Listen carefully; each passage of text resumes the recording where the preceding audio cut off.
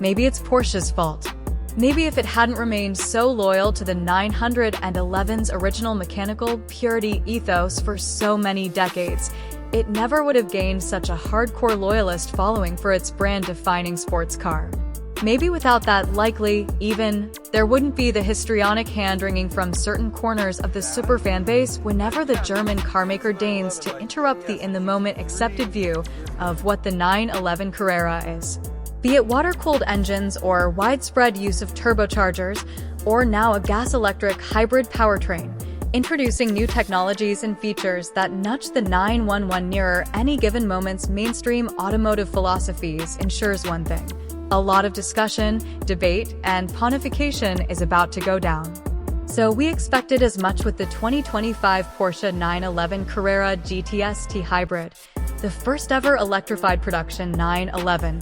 But actually, Porsche nuts, and admittedly there's more than one on the Motor Trend staff who fit the description in their personal time, are such a pedantic bunch. Other new things found in the 2025 911 Carrera GTS T-Hybrid like push-button start, no more physical key to turn, and a digital tachometer seem just as polarizing, at least according to the social media and other commentary we've seen.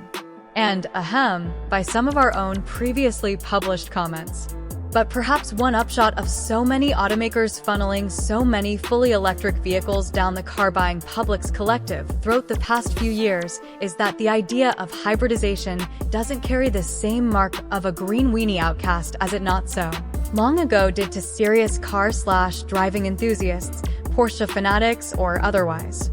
If that's even partially the case, we say good, because after running the new 911 Carrera GTS T-Hybrid, T stands for turbo, if that wasn't clear, through our performance testing gauntlet.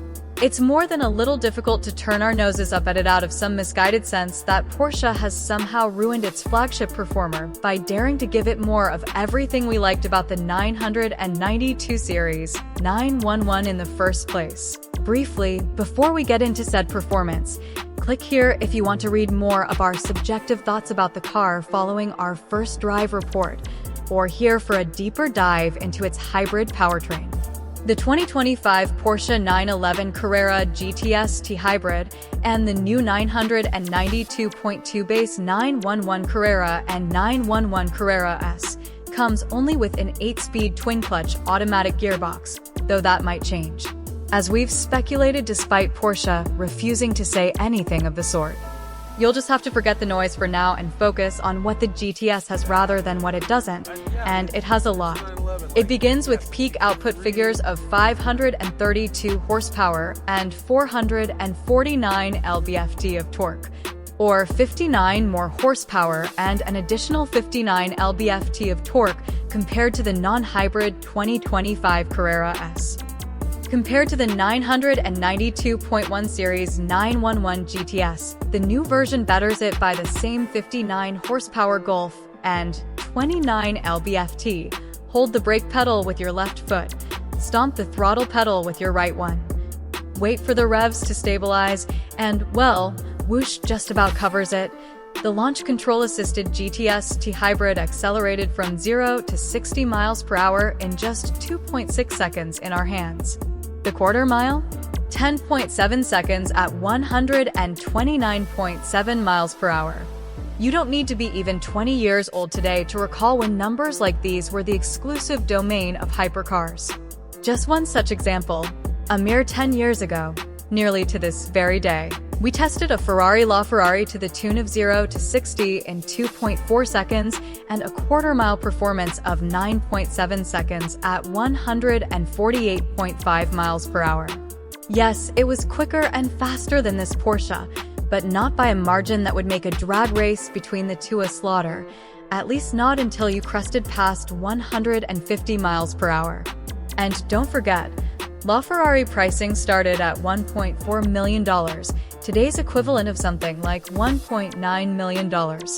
Suddenly, the 2025 911 GTS T-Hybrid's base price of $166,895, and this particular car's as tested sticker of $205,285. Dollars isn't quite as shell-shocking as it was before we dug into our own numbers database. Full transparency and something for new GTS buyers to know. The fat 315/30 21-inch rear tires need to be damn warm for you to have any hope of matching our best time. Otherwise, attempting to launch this 911 on even moderately cold rubber is a one-way ticket to Wheel Spin City, something we've heard Porsche itself has had to manage in its own testing. And in our direct experience, the tires still lose grip after the 1 to 2 upshift, which isn't great for producing the absolute theoretical best times, but sure as hell is a grin-making characteristic for drivers who appreciate a bit of drama in their lives. That said, remember the number, 2.6 seconds to 60. No, it doesn't nearly match the basically unfathomable 1.89-second time of the all-electric Taycan Turbo GT YSAC we tested recently, but regardless, the accelerative prowess of modern-day automobiles has reached a point of borderline absurdity. You probably won't hear many people bragging about a car's braking performance over beers, but it's as important as speed, even more so in a car this quick and fast. After what seems like 100 years of similar results from testing Porsches, it's no surprise the new 911 Carrera GTS T-Hybrid feels like nothing can stop it from stopping. We ratcheted it down from 60 miles per hour to 0 in 95 feet, funnily enough precisely the same distance as the LaFerrari a decade ago. For broader and fresher context, the T-Hybrid stopping distance is just 3 feet longer than the killer 911 GT3 and GT3 RS models that ride on stickier rubber. It's worth noting, just as with the tires during our acceleration runs, our test car's optional carbon ceramic brakes predictably needed a few hard applications to warm up and produce their best results. In other words, you probably will need another 5 feet, give or take, to come to a halt if you have to panic stop from 60 miles per hour in a more common real-world situation.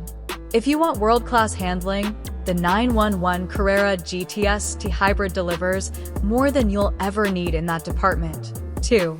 Sure, talented or not so talented, drivers will find ways to exceed the grip limit on racetracks, but you can forget about running out of stick on dry public roads. Unless you're suffering from a debilitating closed head injury or are trying to get yourself incarcerated.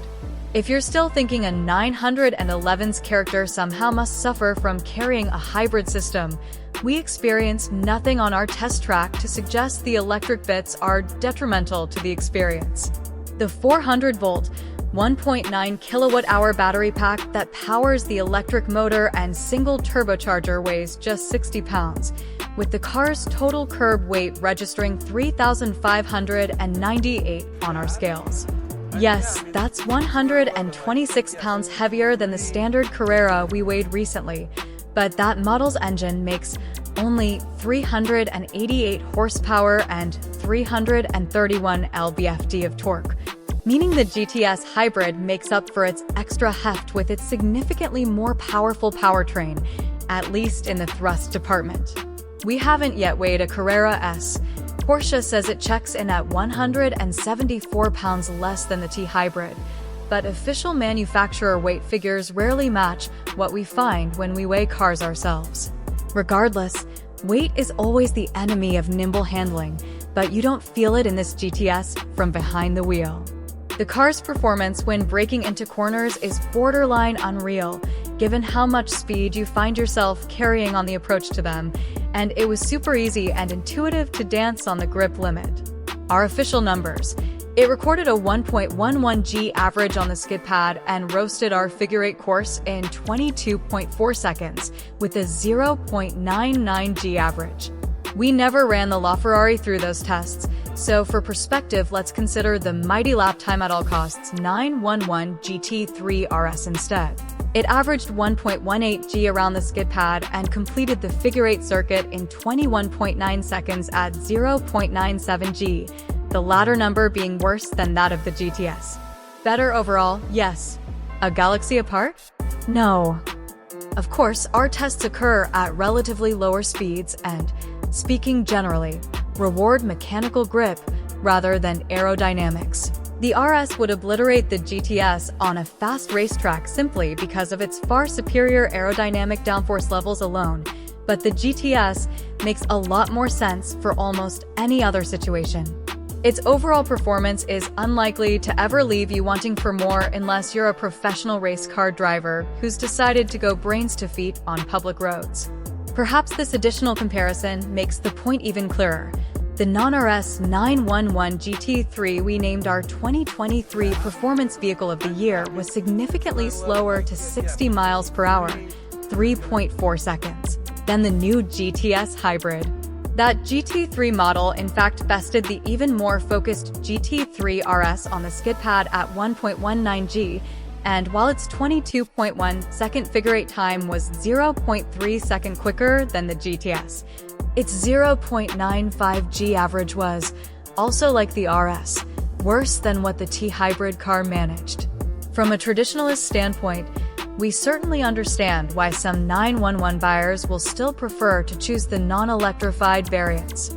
If nothing else, such cars will strike them emotionally as simply what they imagine when they think about driving one. Frankly, a base Carrera delivers dynamic performance the likes of which no one can sanely deploy more than about 50% of on public streets. But don't think the GTS T-Hybrid changes the fundamental 911 experience, other than boosting that performance past its Carrera siblings. If you want even more bona fides to brag to your friends about over drinks, you need to look at the big boy turbo or GT3 models. Anyone who still isn't convinced should know the hybrid system is seamless, imparting no ill effects on the feelings and noises you get when driving. Speaking of the latter, you hear a clear whine or whistling sound when you smash the gas, and a PSSSHHHH noise when you lift off the throttle. However, since the GTS doesn't feature a turbocharger wastegate, Porsche attributes those sound effects to airflow into the turbocharger and then the pressure reduction in the turbo's inlet when you lift off throttle. It's a small thing reading about it here, but it tangibly adds to the fun. Speaking objectively, after our full test of the car, the 2025 Porsche 911 GTS T-Hybrid is the most capable, complete, and best Carrera model for real-world and daily driving duty, and it absolutely rips on racetracks, too. No, maybe about it.